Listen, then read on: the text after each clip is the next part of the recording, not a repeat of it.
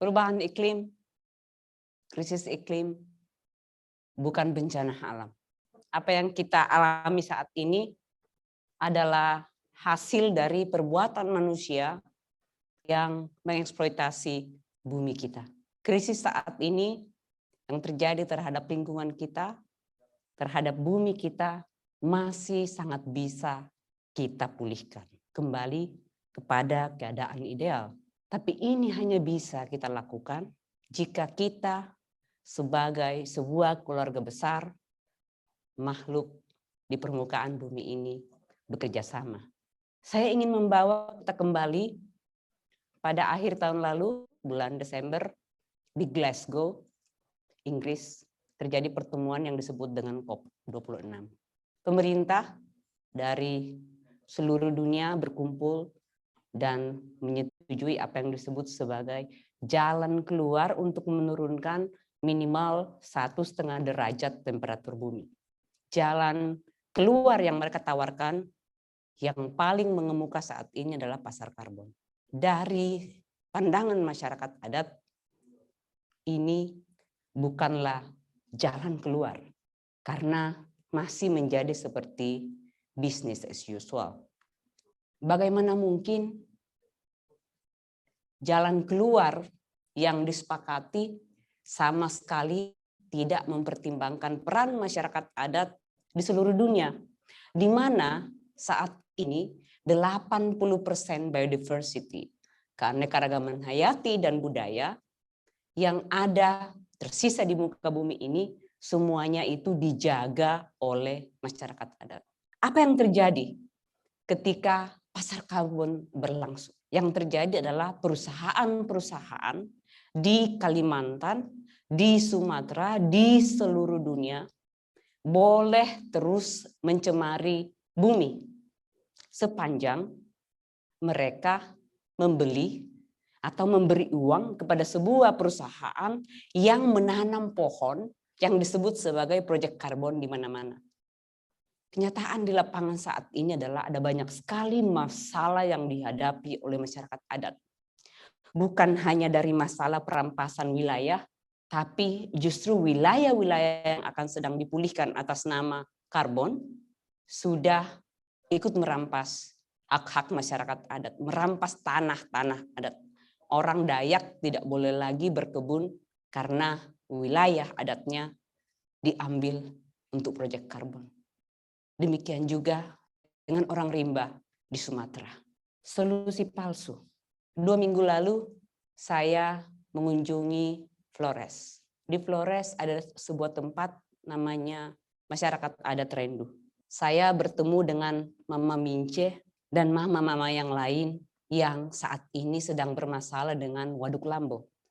Apa yang terjadi dengan mereka adalah tempat terbaik dari komunitas Rendu, wilayah adat Rendu, tempat Mama Mince berkebun, tempat rumah Mama Mince, tempat sungai, sumber air dan sumber mata air, tempat penggembalaan kerbau dan sapi, tempat kuburan leluhur, tempat mereka ritual, itu sedang terancam dengan pembangunan Waduk Lambo. Jika Waduk Lambo jadi dibangun, maka tempat terbaik ini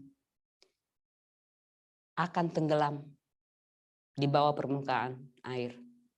Mereka akan menjadi punah. Menjadi manusia yang tidak punya tempat lagi untuk hidup. Akan tetapi masyarakat adat di Rendu sadar betul, Mama Mince, Mama Melda, orang tua dari Mama Mince sadar betul bahwa kita perlu alternatif. Kita harus mendukung pembangunan, kita perlu energi yang baru, kita perlu air untuk mengairi sawah-sawah. Mereka tidak menolak pembangunan. Mereka kemudian memberi jalan keluar. Tawarannya adalah tanah, wilayah adat mereka di tempat lain. Diserahkan secara sukarela sehingga tanah yang terbaik yang bisa membuat mereka bisa tetap hidup tidak terendam air.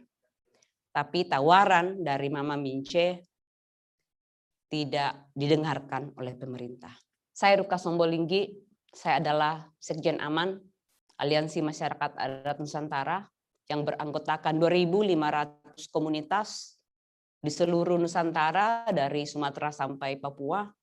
Warga anggota Aman sekitar 20 juta jiwa dari 70 juta masyarakat adat di negeri ini. Kami hidup di wilayah adat, sekelompok manusia dengan sejarah yang sama, hidup mengelola wilayah adat selaras dengan alam, melindungi hutan, melindungi tempat-tempat terbaik yang tersisa di negeri ini. Kami di seluruh dunia dikenal sebagai indigenous peoples. Ada 370 juta, dan di Asia kita yang paling banyak, sekitar 70% dari seluruh masyarakat adat di dunia. Kita di Indonesia juga ikut menjadi penyumbang yang menjaga 80% biodiversity bumi yang tersisa saat ini.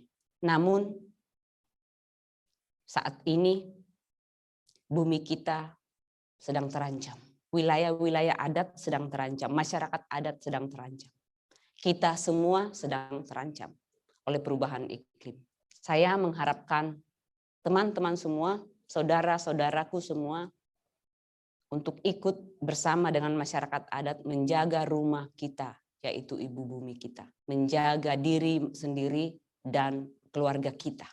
Dukung masyarakat adat supaya ada undang-undang masyarakat adat yang akan memastikan ada infrastruktur sosial yang memadai untuk memungkinkan masyarakat adat hidup dan berkembang.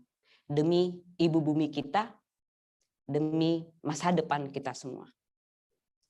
Saya, Anda, kita semua, kita sebagai sebuah keluarga, saya yakin kita bisa melakukan. Dukung pengesahan RUU Masyarakat Adat. Kalau bukan kita, siapa lagi? Kalau bukan sekarang, kapan lagi? Ayo bersama-sama. Saya Ruka Sombolinggi, Sekjen Aman, undur diri.